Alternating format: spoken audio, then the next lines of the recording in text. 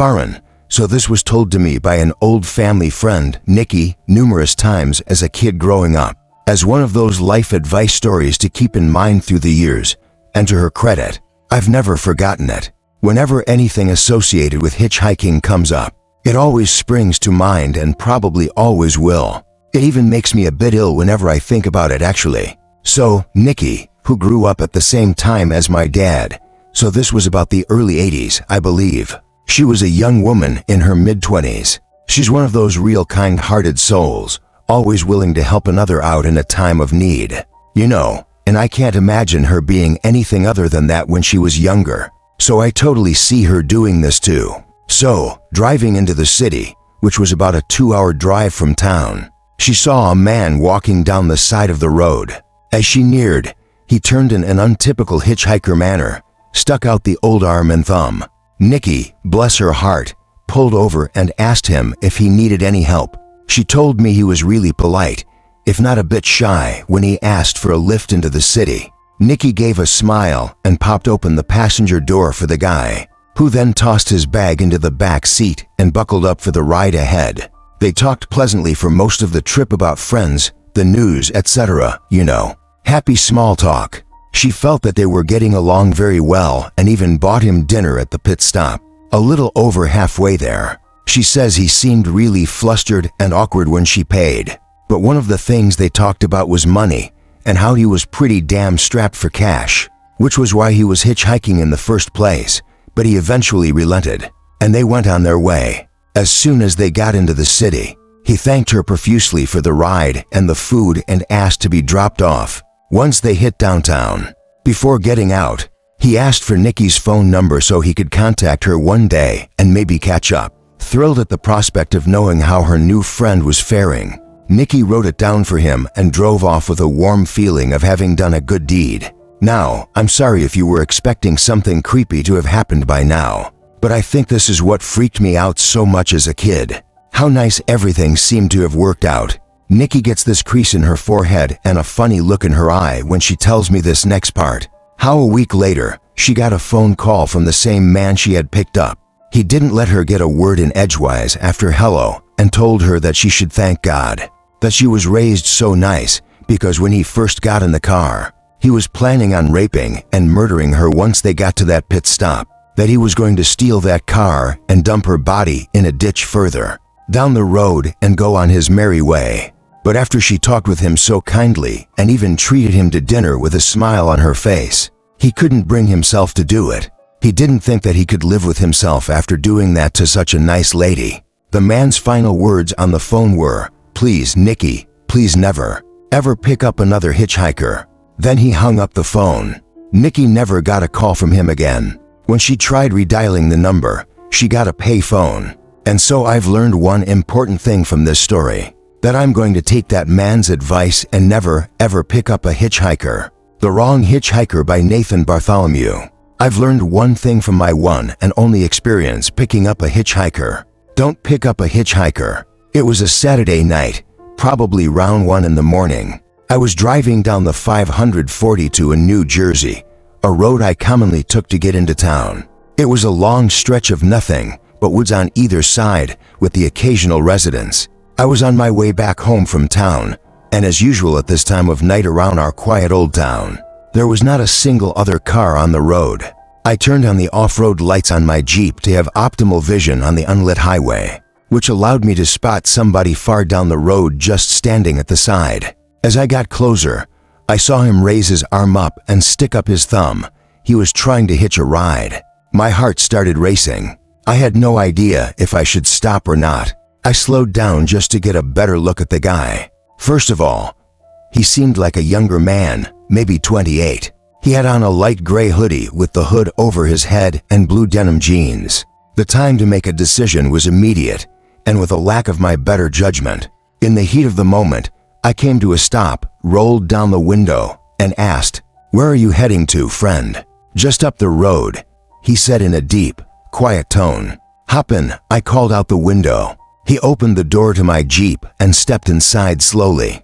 Jeep Wranglers have very tight seals on the doors, so when he tried to close the door the first time, it didn't shut. I politely said, "Oh, the door didn't shut. Just open and slam it shut real hard. These doors are hard to close." The body language he was giving off in response was unsettling. About 3 seconds after I had finished my sentence, he looked at me, then turned his head slowly to the right and again waited 3 or 4 more seconds before finally opening the door and then slamming it back shut. By the way this guy was moving, I already regretted my decision to let him in. I put my foot on the gas and we started moving along the road.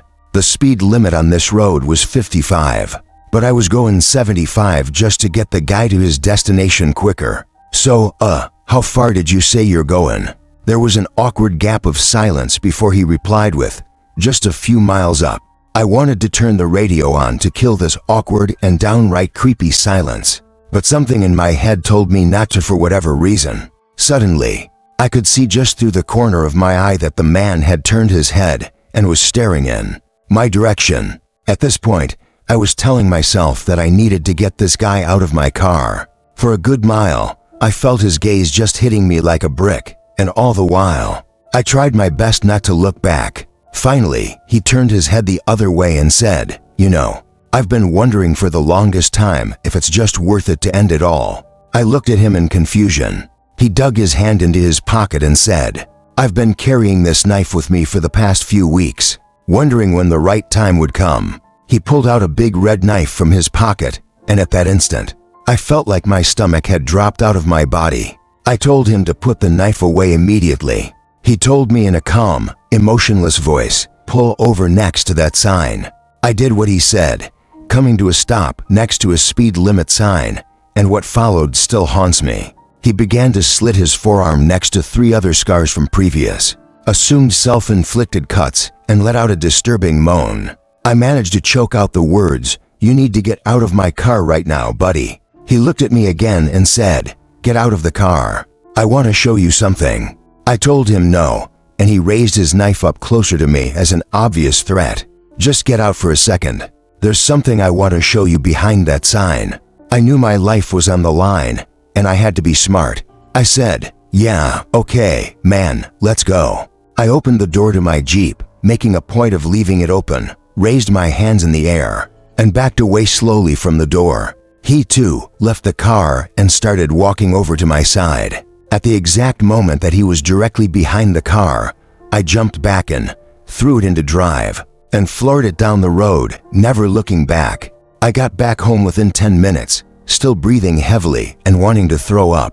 This was the scariest thing that has ever happened to me, and I urge everybody and anybody that if you, by some chance, see a hitchhiker on a dead road at some odd hours of the night, do not take any course of action other than speeding right past them. 3 months after I turned 16 in 2005, I got my first car, a '99 Toyota Camry.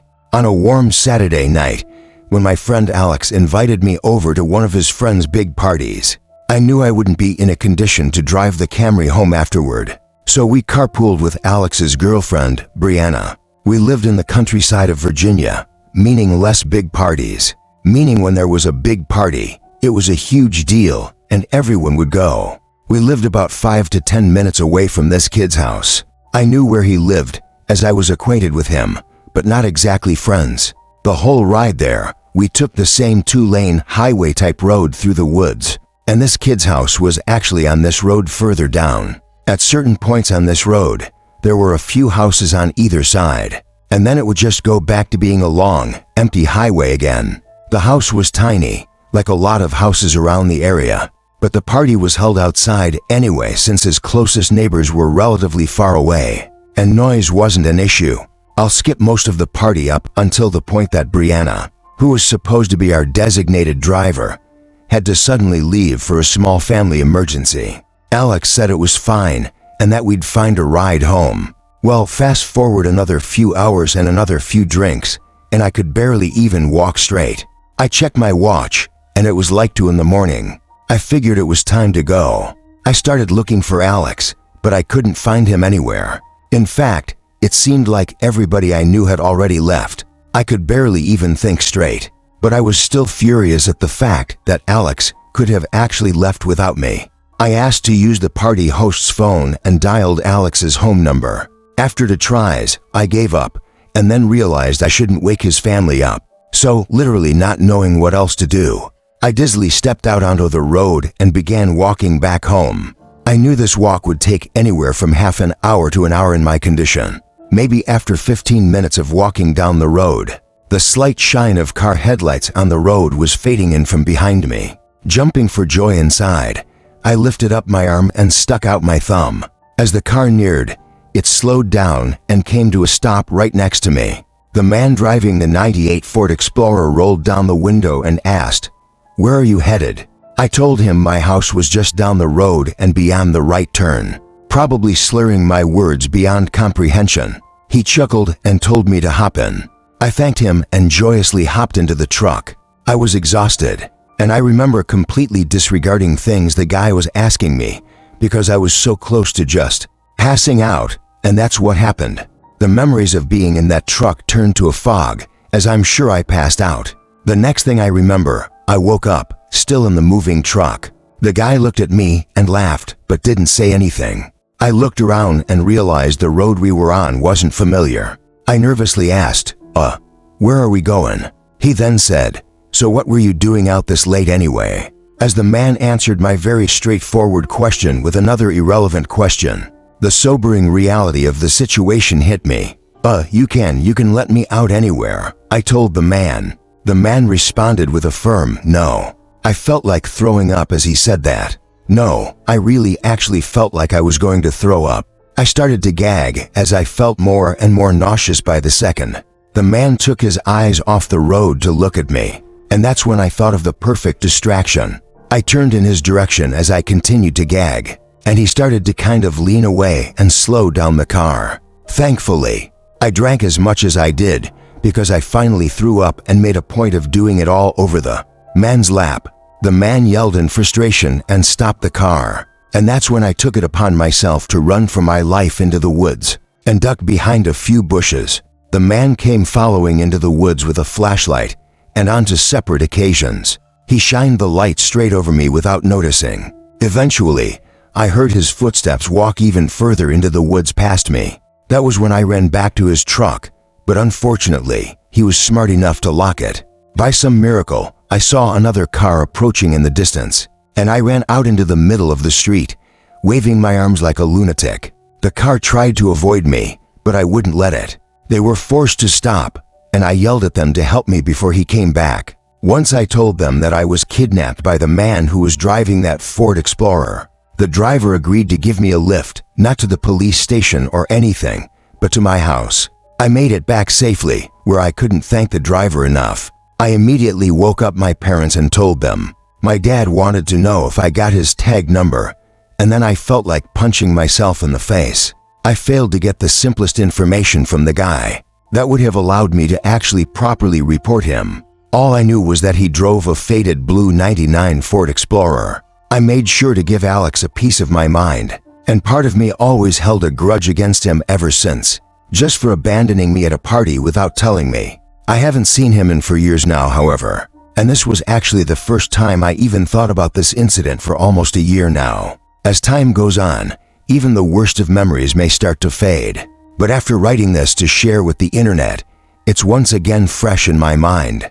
Watching, and we hope it's off to the video that Mr. Turner and I have done on my channel about horrific hitchhiking murders. You can either click on the screen now or in the description below to watch that video. And be sure to subscribe while you're there, because you won't want to miss what's next.